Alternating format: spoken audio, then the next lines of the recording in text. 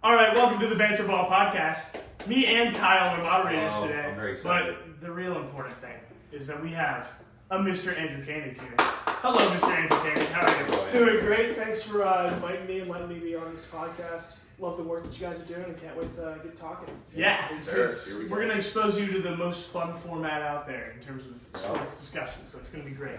We're going to have a very NFL-centric episode today.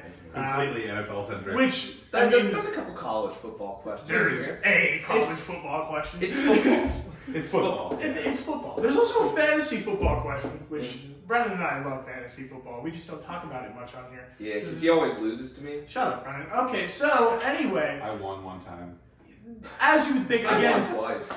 Can we get this started? Yeah, come on. Let's get to banter. As you would think, NFL, we would have Kyle be doing it, but actually we have Brennan doing it for some reason. So, Brennan and Andrew Are you doubting my ball knowledge? 100%. So, Alright, wow. Alright. So we're going to ask some questions. Kyle and I are going to flip-flop. They're going to be doubting us. Yeah, they are going to be down here. All right. Any questions, Andrew? Are you ready? No, let's get going. Do you want to get your timer out? I'll start. I cannot get my timer out. Oh, that's right. Here. My phone has everything. Do you guys want to use my phone? No, I think my phone also. Yeah, that's right. He's been a moderator once, believe it or not. You can just... What the shit is this? Whoa, language. Do you want mine? Cut that out. What am I looking at? Why is there a 37-minute timer? Because that's my laundry. That's very understandable. Do you want mine? This makes sense. Reset that. This thing makes sense. All right. Your 25-minute timer and your first question. Can we start? Let's get No, it. I'm going to start. It's Okay. going to be crazy. All right. We start now. Okay. Regular season NFL is ending up here. We're moving into playoff situation. Is there anything that needs to change about how NFL playoff teams are selected? If so, what is that change? All right. Okay, you guys agree. Let's talk for 1 minute. All right, so we both said no. All right, and I think we're in agreement here. This isn't college football, so there's not 100+ teams. The NFL has their stuff together where the best teams are making the playoffs, and all the tiebreakers are fair. You go by division record, competitive or common opponents. I forget what else there is, but again, this isn't college football. I think it's pretty self-explanatory. Andrew, if you want to. Have you ever heard of a fan base complain about missing out on the playoffs because they were cheated or because the rules were not right? No, the rules are right. Everyone who's making the playoffs deserves to be there. The one thing I will kind of clap back on for Brennan is that necessarily the best teams don't make the playoffs sometimes. Sometimes there are some bad division winners that get in there and everything like that. That's fair. I remember that's Washington fair. a few years ago. Yeah. You'll get a NFC 7-9. You'll get a South 7-9 team in there sometimes. But at least the rules are the rules, and everyone knows what the expectations are. So Awesome. Yeah. that's what. All right. Well, that is 1 point for you, Kyle. Do you want to ask a more in-depth question here that maybe they'll disagree on? Sure. We'll go for this one right here. Who would win a rematch at a neutral site, the Cowboys or the Eagles, and for what reason?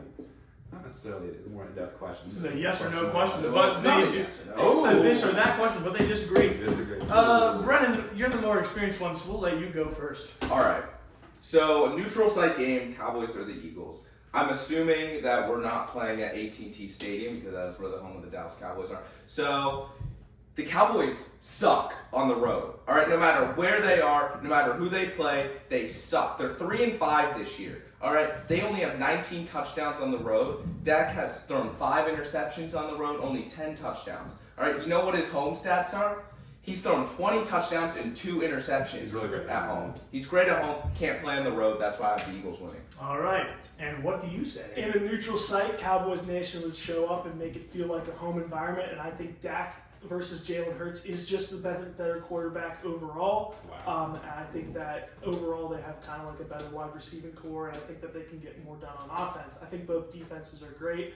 And I also just think right now, if you look at how both the teams are going, I think that the Eagles are a little bit more kind of in a downtime right now. So if I would have to line these teams up tomorrow, I think the Cowboys, knowing that they had just beaten them pretty handily, would be pretty motivated and confident themselves to win a matchup again. All right. Well, you guys have 1 minute 30 to agree, but I don't know if we're going to reach that. Let's see what All right, look.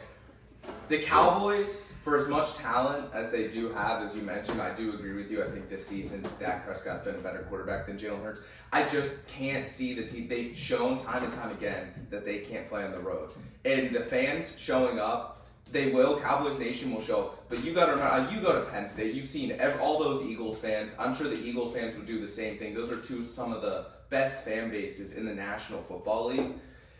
And we've seen the Cowboys go out and play on the road in basically a home environment. I mean, State Farm Stadium in Arizona. I mean, how many Cardinals fans really showed up to watch the Cardinals beat the Cowboys in Week 3? It's just, and they haven't shown they can play on the road against a good team. They lost to the Eagles on the road already. The Cowboys have lost 2 in a row, as a matter of fact. Again, both on the road to the Bills and the Dolphins. I just don't see a world where Dallas wins in a neutral site. Yeah, I can understand. I do think this game would be very close. I just think that overall, from just like an eye test standpoint, I just think the Cowboys look just like a better team. I think that there's a lot of things that the Eagles can rely on that might not show up in a certain game. I think the big question for me is their quarterback. But again, I can see the team winning, so I'd be perfectly fine saying that if the Eagles were to win. Okay. So are you going to agree that you think Yeah, I will. I mean, I would still, go back on my point. I still think the Cowboys will win. Yeah, I do think it'd be a very close game. And, It would be close. Yeah, I agree with that. I think a neutral site would be a lot of fun. But I can see that. So. All right. Well, he still believes his way, but he is accepting Brennan's beliefs. So, Brennan, you're talking for basically the entire time. Did allow you to get your way and get a point there. All right. Well, let him go first next. Here's another question. Both of these teams, you may call them Super Bowl contenders, maybe or not. But with that being said, let's lock in your actual Super Bowl predictions right now. If I'm being quite honest with you, I think we maybe already saw it on Christmas. That's my personal belief, but we'll see what happens. Nobody here. asked you, Kyle. I'm just saying. What do you got? Okay, you disagree the slightest bit here. Andrew, let's hear what you had to say. I'm going to take the 49ers versus the Bills. I can get behind this. I think the Bills. Well, let's first talk about the NFC. I think that whoever really has that number 1 seed in the NFC, I think is going to be taking it home. I think that between the 49ers, Eagles, Lions are all great teams, but I don't think that one is stronger enough than the other to overcome like a home field advantage. So I think that the 49ers, as long as they stay clean through the last 2 weeks of the season, I think they got a really good shot at making it to the big game. The Bills, I think they're one of the hottest teams in the AFC right now. I think they got a real shot at going for that AFC East, which would really improve their playoff positioning. And I just don't think there's a single team in the NFL that doesn't have a weakness. So I do think that the Ravens can be exploited on that weakness. Maybe one bad game of Lamar playing bad. All right. Well, Brennan, you don't think the Ravens have that much of a weakness. What do you have to say? Well, after seeing that game, I don't think the Ravens are as bad of a team as I originally thought they were, and that's why I'm picking them to go to the Super Bowl. I originally was actually going to pick the 49ers and the Bills. The 49ers just one bad game against the Ravens. I mean, they haven't been great against AFC teams. So to get through an NFC playoff, I don't think it's going to be too much of a problem for them, especially if they get the 1 seed, control their own destiny, home field advantage throughout. In the AFC, it's a weak conference. There's not really one team that stands out. But when the Baltimore Ravens went into San Francisco and beat them, I think that's just what sold me in. Well, we agree on the Niners. Let's see if we can reach some sort of agreement regarding the Ravens-Bills things, maybe something that will come down to, anything like that. Let's talk. Ravens are hot, Bills are hot. I just think right now, at the point, we can say both defenses are great. I can say both quarterbacks are doing their job. But I think at the end of the day, I really like who Buffalo has at their skill positions better. I think Davis and Diggs are a better kind of receiver combination than what the Ravens are going to be trotting onto the field. I think James Cook, he hasn't been as good as he usually is lately, but I still think he's a very solid running back, and I do think that they got a good O-line that can really travel well if they need to go out to Baltimore. I think they can go out to Baltimore and they can beat Baltimore. I think that there have been worse teams to go into Baltimore and beat them in the playoffs in the past. So yeah, I agree with everything you said. The only thing that I'm concerned with Buffalo is coaching. I mean, we've seen it time and time again. Sean McDermott has failed the team in late game situations. It almost happened against Kansas City. It did happen against Denver. It did happen against Philadelphia. Just too many errors by Sean McDermott on that part. They can't get a consistent run game going. and I believe that has something to do with coaching because James Cook is a great running back. I do agree with you. I was originally going to pick the Bills, so I would be willing to concede. Definitely not because I'm a Bills fan and that's a Jim Kelly jersey hanging there. I would love to see the Bills in the Super Bowl, although if they got to the Super Bowl, I would want them to wait, especially I would want them to win because I don't want to be 0-5 in Super Bowls. So That's fair. So it Bills at the end of the day, though, do you think the Bills will make the Super Bowl? Oh, that's tough. Because everything you've been saying is no. My Bills bias is saying yes. My brain is saying no, but All you right, know what? No, change that. I'm gonna go with my Bills bias. I agree with you. Yeah. All right, I'm Brennan has gonna go with my finally Bills given. bias. I'm a biased Bills fan. There we go, Absolutely. and that's gonna be our third point. We're 3 for 3 on agreements. Kyle, let's hear what you got to say. Alrighty. So we'll talk about this because the game was last night. What the heck? Why is Joe Flacco succeeding so suspiciously well in Cleveland? He's now has. I'm just saying. He's 38 years old. He's now had 4 games back to back where he's thrown at least 300 passing yards. What is the reason for that? Especially because you have to think about the Browns. So many of their players this year have been injured. So All right, we have different things. Brennan, what is your reason for this suspicious behavior? I said it was an easy schedule. All right, look at the 5 teams he's played. All right, he's played the Rams, who he lost to, who are probably the hottest of the teams he's played so far. He's played the Jaguars, who are on a downward spiral for I don't know how long, and Trevor Lawrence might not play. The Texans haven't been great. The Bears are the Bears, and the Jets. They have a good defense, but as we've seen in the past, when their offense can't get anything going, it is very hard to stop. It's very hard to not exploit that Jets defense, and many teams have done it before. I just need to see Joe Flacco beat a playoff team before I can say he's back. I mean, he's put up great stats this season. I just need to see one game of him where he beats a legit contender. I think that Brennan's saying a lot of good stuff, but at the end of the day, I just don't think Deshaun Watson was ever really that good. You know, a lot of the sports pundits and everything were really, banking on Deshaun Watson to come into this pretty solid group of Cleveland Browns players and be able to lift them when he hadn't played for basically an entire year. I kind of figured that was never going to be the case. I think now that you get a veteran like Joe Flacco in there, who at least was on a roster and practicing, for a while rather than being suspended, I think that that's really helped them out. I think they do have a great supporting cast. Their defense is wonderful, and I think they got some great guys. I think David Njoku has been one of the most underrated players in the NFL this year, and I just think they needed the guy to get them there. Minute 30. Let's talk. Yeah, Deshaun Watson, he was suspended. I mean, it's very tough to come back from something like that, and knowing Deshaun's character, I'm sure he did work out and everything in the offseason. He got the bag. And he kind of just ran with it. And we've seen players in the past where they go out, they get the bag, and they underperform the next season. Do I think Deshaun Watson's going to be the same quarterback that he was back in Houston before all these allegations and the suspension? Absolutely not. He's probably a mid-quarterback, so I do agree with you on that. But at the end of the day, Joe Flacco still hasn't played anybody. So I kind of agree with both points here. I do agree that I don't think Deshaun is him, but I also just think that Joe Flacco still hasn't played anybody. So yeah, and I do agree. The schedule is and we see this all the time in the NFL. You get inflated by the schedule, but I definitely never. I do still think that I don't think Deshaun Watson would have been passing for 310 yards a game.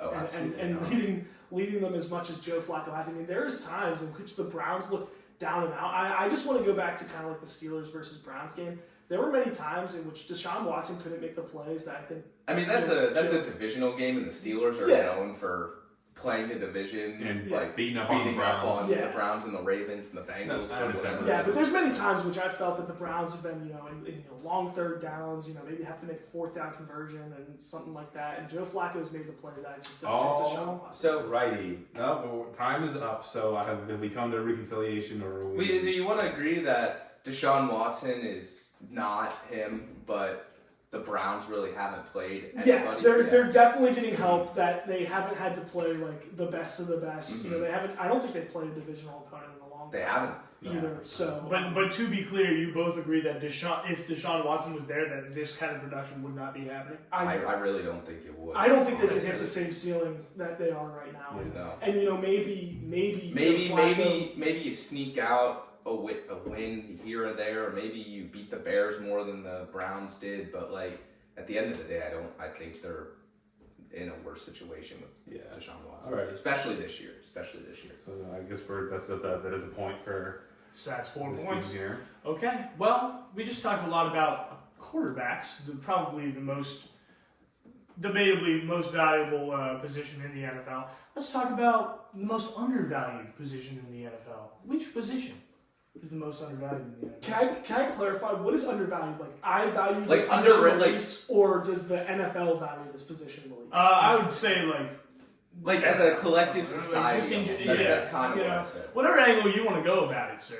You guys can Yeah. possibly reach an agreement about that. Brennan, let's hear what you guys say All right. first. So I said the offensive line, all right, and I have a couple stats to back it up. First of all, you need a good offensive line in this league, especially with how run heavy this season has been, with all the quarterback injuries. You definitely need a good offensive line to play. And going back to 2012, I did some research here. If you want to make the playoffs, you need at least a top 12 O-line. You need a top 11 O-line if you want to make the Super Bowl. All right, bottom 5 offensive lines since 2012 have only made the playoffs 7 times. All right, and the one massive exception to that was the Seattle Seahawks. My time is up, so I'll go more in depth in the discussion part. But let's. I like the offensive line answer, but in my opinion, just what I've been seeing from the league, I think the running back's the most undervalued position right now. I just don't know. Obviously you have your studs, but across the league, a starting position is not very guaranteed. I still think even though the league is becoming more, run oriented, and especially college football is becoming more run oriented, I still think there's a lot of, I still think this is a pass first league. I still think that there's a lot of, just like kind of like substitutions that can happen at the running back spot. But I'd be willing to talk about this. All right, let's make a compromise here. All right. So running backs, I just don't think I think it's actually less valuable, a little overvalued in my opinion. Because especially this year, you've seen a lot of second string running backs, backup running backs come in and light up the league, and the starters aren't producing well. You got Chase Brown out in Cincinnati, Jalen Warren in Pittsburgh. Ty Chandler, Minnesota. Ford had a pretty good game last night. Yeah, even like a rookie running back like Devon Achane, and Raheem Mostert's playing well too. But there's just so many good running backs. I don't think it matters who you have, and I think it has more so to do with the offensive line. Because look, the Tennessee Titans have arguably the worst offensive line in the league, but they have Derrick Henry, who is considered for the last couple of years to be a top 10 running back, and they're only 5-10. All right, but let's take a look at a team like the Cleveland Browns, who have one of the best offensive lines in the game, and a backup running back like Jerome Ford and Kareem Hunt. They're 11-5, and they just come to the playoffs. All right, so I just don't think running back is as valuable as an O-line, because I think if you have a great offensive line, you can put any running back in that system and they'd be good. Yeah, I totally agree. O-line is definitely more valuable than running back. That's why I undervalue. I guess we just kind of interpret the word differently. I just think the fact that you can put kind of like, as there's definitely much more combinations. Like you can get rookies into the running back position so much easier, which is going to bring down the asking price that some running backs are going to be asking for when they sign a new contract and that kind of stuff. So it's a different definition of the undervalue. I think that running backs do not get paid what they're worth because of the huge supply of running backs. They're overvalued. Yeah, exactly. But I think the O-line is 100% the more valuable position, because I just always think about Saquon Barkley, and just he was running behind an awful New York Giants O-line for so long, and that's why I don't think he could really explode. Yeah. And I just think that undervalues him, and I think that's where that's where like the O-line gets. So do you want to agree here that the offensive line is the most undervalued because it provides running backs with that value? I'm trying to. I think you guys agree. I'm just trying to put it in words. Yeah. It devalues running backs. It devalues running backs Yeah, exactly. because. All right. Well, that was a very long discussion. We're But it was a bursting good time one. here. It was a good one at the same time. 5 points for you guys. Kyle, Hit them with the best one you got here. Alrighty, we'll go to the college one. We'll lock in your national championship right now. Who do you think is going to win? Yeah, Alabama, Washington, Texas, Michigan, and Florida State. I know my answer. I just gotta find where everything went. There was no need for a but I added it though. He's got it. Okay. Mr. Koenig, let's hear you first. I don't doubt Nick Saban in this environment at all. He's said multiple times that this is one of his favorite teams to coach. He said this is one of his teams that works hardest in practice. They've got a really good defense, and I think that their hardest game is going to be the Michigan game, of course. I think Michigan is a wonderful team, but I think they got the defense to exploit Michigan's O-line weaknesses when it comes to their injuries. And I think their offense has only made leaps and bounds under Jalen Milroe. I think he's playing at a very high level, high caliber. And I think they also got some playmakers that are going to be able to match up with the Michigan defense enough to win this game. All right. So I picked Washington. I just think they have the most explosive offense in the college football playoff right now. But that's not what I'm concerned about. Why I do think they will win is because they know how to win close games. They've won 7 close games this year, and I think Michael Penix is that guy. I mean, I know he came from Indiana, played in a soft Pac-12 with literally no defense, but I think he can. I think he is one of the best quarterbacks in the college football playoff, if not the entire college football. Their defense, even though they really don't have one, it shows up when it matters most. Like I said, those close game situations, they know how to clutch up. And I just have some question marks about other teams. I mean, Michigan always chokes. They haven't won a bowl game since 2015. I don't think Texas stacks up well against the Huskies. I mean, Texas really hasn't seen a team like Washington. The closest comparison you can get is Oklahoma. And they lost Arizona. And they lost. Yeah, they lost Arizona.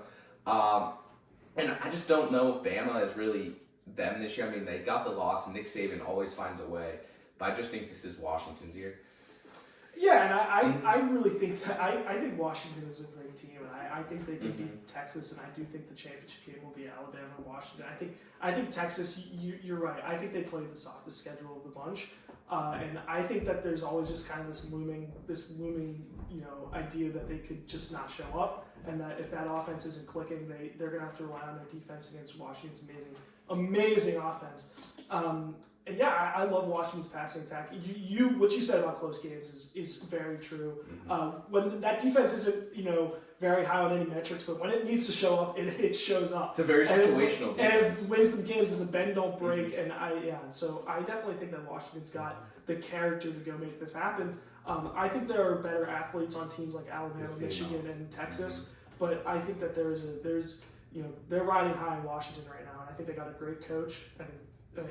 So what does it come down to then? What's going to be that maker or breaker for that real winner? I honestly think it comes down to experience and coaching. That's why I think Nick Saban can win it. I want to see what Washington does, though. I mean, time and time again, they've shown that they can win close games. And what does that ultimately come down to? Coaching. All of these teams have the opportunity to let their offense completely fall out from under them. I think if Alabama's offense doesn't show up, they're done. If Michigan can't move the ball, they're done. If Washington can't move the ball, they're definitely done. And Texas, I just said, if Ewers isn't playing well and they can't run the ball, then they're going to have trouble keeping up with Washington or any other team. So I think offenses have got to be ready to go in this college football playoff if you want to win it. Yeah. I like to tell the audience. Texas went into Alabama this year and beat them by double digits. I agree. I just think the Big 12 is but really, I'm just saying, that's a very good win. Yeah, that's a wonderful win. Yeah. All right, Corey's turn. So do you think that's an agreement, or what do you want to call it? I don't really know exactly what happened at the end, to be quite honest. Kyle was just ready. With the time they have now, I'm going to give it to him. I don't know exactly what happened, but we'll take it. What? Okay, 6 points. Here we go. All right, last one. Burning time, all right? We're going to get into fantasy football land because it's fun. We have NFL playoffs coming in, but right now is probably fantasy football championship. So, what is the biggest yet most common mistake that fantasy football managers like Kyle make? Hey, I don't care that much, to be honest with you, but hey. Former champion. As long as I don't get last, I'm okay, personally. All right, we're not asking for the Declaration of Independence here, gentlemen. Oh, it's actually like kind of opposite. All right, let's hear Brennan first. All right, so I said not adding players in like the week 1 to week 2 waiver wires. This is a mistake I make quite a bit. I mean, thankfully it doesn't come back to bite me in the butt because I make some pretty good trades and win the championship every year. But I mean, most of the time these players are going to be studs for the rest of the season. I mean, you look at Puka Nacua this year, Justin Jefferson back in 2020 when he was a rookie. Yeah, Jerome Ford has been a solid contributor to fantasy teams. I mean, I know that's a different situation. But there's a lot of players that if you get early in the waiver wire are going to contribute all season. And I think that's the biggest mistake I make, and I think that's probably the biggest mistake. Come on, Brennan! All right, Don't got much time left. Come on Andrew now. fully disagrees. What do you? All right, I think some people just give up way too early on some good players. They in the first couple of weeks they see some bad performances and they give up on them. I personally gave up on Michael Pittman. I gave up on James Cook, and I've seen people give up on Kyron Williams in my league. I think there are people that would have wished that they held on to those players. I think some people just need to be a little bit more patient. I definitely think using the waiver wire strategically is a good play, but I definitely think you got good players. If you drafted these good players for a reason, they're supposed to produce, and sometimes it's just a matter of. Well, is there a balance we can reach? I don't think it was a full disagreement because mine was adding. You said adding them early, and he said hold on to your guys. But you can drop like bench players like Jerick McKinnon. Like that's who I dropped for somebody this year, or Kendrick Bourne, For whoever this Like, year. but I do agree. Part of me though is if it's like the thing, I do agree with you that you got to hold on to your guys. However, the big caveat with that is have they not produced in past years? Like especially with a guy like Kyle Pitts, who hasn't done anything at the NFL level, especially in terms of fantasy.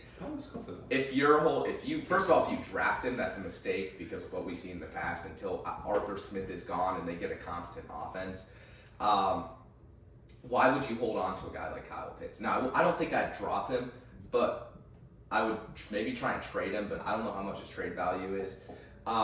It's definitely true with some guys, like if they haven't produced like that, like Aaron Jones, I want to say is probably the big example of it this year. I mean, he hasn't done anything, and for some, I held on to him for whatever reason, but I held on to Terry McLaurin, I think, a little too long. Yeah, I agree. Terry McLaurin is a great example. I think there's a lot of players that I agree. I think to a certain I'm extent. gonna just talk this whole time. Damn. Do you agree with everything Brennan just said? I think you gotta have a balance. I think you just can't be like so like. There's gotta be a happy medium. Yeah. Well, that happy medium is not something you guys just reached. So, you're going to sit at 6 points. Kyle, do you want to explain how they're going to get those last 4 points here? Alrighty, we now have our speed round, and the speed round Changed for the second week in a row. slightly modified, obviously. So both of our contestants today have, I think is it both AFC and NFC? Yes. Have done 1 through 7 what they think the playoffs will look like at the end of the year, and if any match up, they get a point. You don't gotta write these down. Oh, okay. Yeah. Yeah. If you have them, you have them. Yeah, Kyle and I, it's similar to the Christmas lists last week. Kyle and I are going to look at them, and we're going to find some agreements between this man and this man. And it's going to be great. I mean, All you right. need 4 of them. Right? Our 2 minutes start not happening apparently because or Brennan's timer doesn't have 2 minutes. So let's just look. Yeah. All right. Here, you look at Brennan's like- Okay. All right. I was hoping that both of them were on the same sheet. All right. Okay. Are these the seeds in order? Yes, these are the seeds. All right, In so order. we'll start at the top. I think you guys. They're in order too, and I circled the tiebreaker. Whoever's at the top of the tiebreaker wins the tiebreaker. All right. Okay. AFC. He's number 1. He has the Oh, Ravens. wait, hold on. Can we switch? Can we just move Browns, Colts down and put Dolphins in there? Because I forgot about Dolphins. Oh my Don't God. forget about the Oh my Dolphins. God. They're my division rivals, bro. Best- I'm allowed best to. season They are in the long playoffs, time. though. That's the thing. They They're have literally locked in Alright. a playoff position. Okay. First All right, seed, cool. So 7 points because they got Ravens. Second do you have seed. Bills? Second seed, he has the Bills. That's 8 points. Do you have Chiefs? He has Chiefs at That's the 3 9. seed. And then do you have Jags? He has Jags. That's All right, 4 let's in a see. row. Let's Let's keep keep going. going. What we have though? Do you have Dolphins First after that? playoff spot, he has the Browns. Ooh. First wild card spot. He has First Browns. wild card. All right. Yeah, Browns, Colts, Steelers. He has Dolphins at the 6, and then he has Steelers at the 7. Oh wait, he has Browns before the Dolphins. Yes. Yes. Oh, okay. I have He has Dolphins before Dolphins, them. Browns, Colts, Steelers. Oh, All right, and then NFC, we got San Francisco, Philadelphia, Detroit. those are all correct. Yeah. Okay, and then Tampa Bay, Tampa at 4, Dallas at 5. and then I have Rams, Seattle on. He has Seattle 6, and then he has Minnesota. Ooh, He has, Minnesota. but he has a bunch of teams ending There, up 8 and 9. yeah. When so I literally did all the games this morning. I was picking them on my computer and just like picked the rest of the games for the season. It came out as a 4-way tie between Minnesota, New Orleans, Los Angeles, and Chicago at 8 and 9, and Minnesota apparently wins that tiebreaker. I don't know exactly how. That's a fun one. They can go to Philly and not win. Yeah. Yeah. That is true. But that, Alright. yeah. Well, you guys reached agreements though in a very different way than I personally would have liked. Regardless of I guess beforehand, it's mostly they won. the same. Yeah, I think we had. You guys had some good conversations. Andrew, thanks for being on. Yeah, thanks Oh my for- gosh! Thank you thanks so for much joining for the having me. show. This was a great time. Yeah. Anything you want to say? Anything you want to plug on this here podcast? The floor is yours right now. Yes. If you guys are interested in any golf content, go follow Needless to Play. We're gonna get back into it in 2024. I know Link in the description. we have been clear. not doing good. To be clear, when he says golf content, he does not mean covering professional We golf. He means play golfing bad himself. golf. We can play golf, but yeah, exactly. You know? But yeah, also follow Carpattiville League. Hell yeah. Carpattiville We League do a lot of is good great. basketball over there. Yeah. Lots of Thank you so basketball. much, guys. Yeah. Yeah. Thanks for coming on. Yeah, of course. Thanks. Yeah, awesome. All right, that's the show for today, and then we'll be back next week. Bye bye.